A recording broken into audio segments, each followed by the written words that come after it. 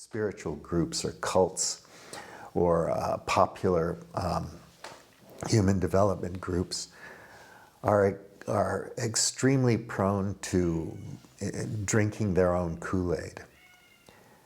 Pardon the Jim Jones reference.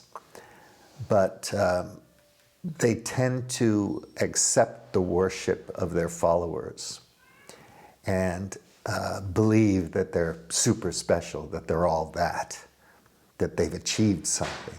And I've always been very skeptical of that. So when I see somebody who thinks that they've reached the pinnacle, that they're the enlightened one, or have achieved everything they sought out to achieve, I'm very suspicious, and I don't like it much, so I generally move on. Jamie Wheel talks about Ken Wilber on the Rebel Wisdom podcast, and he does a really, really good job of articulating the danger of leaders and organizations that start to believe their own propaganda too much. He does such a good job, you just have to watch that and listen to it, because it's really, really good. I could never articulate it so well.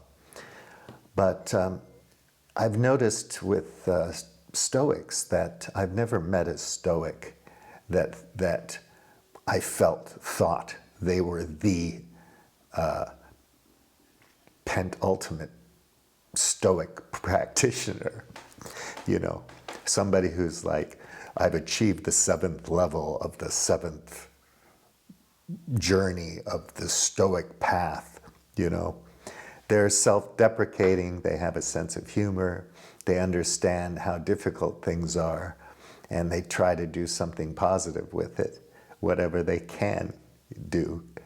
It's a fascinating way of life, philosophy of life, and I think it's worth looking into. We need something, you know, whether it's Eastern or Western traditions, whether it's indigenous or new. You need a community, you need some practice that makes you more introspective, more compassionate, more considerate. It kind of gives you an even keel in life, where you can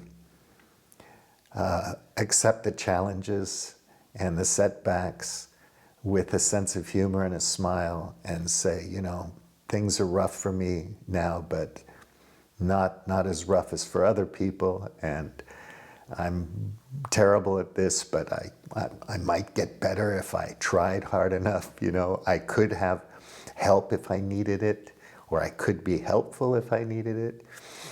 Being more loving is better than seeking love. Being more friendly is better than yearning for friendship. You know, you can, all these aphorisms and wise quotes and passages and so on. It's deep. And you know, Stoicism goes back thousands of years. And it's still with us. And it's still practical and useful on so many levels. And it really, really dovetails and integrates with every other domain of interest one might have.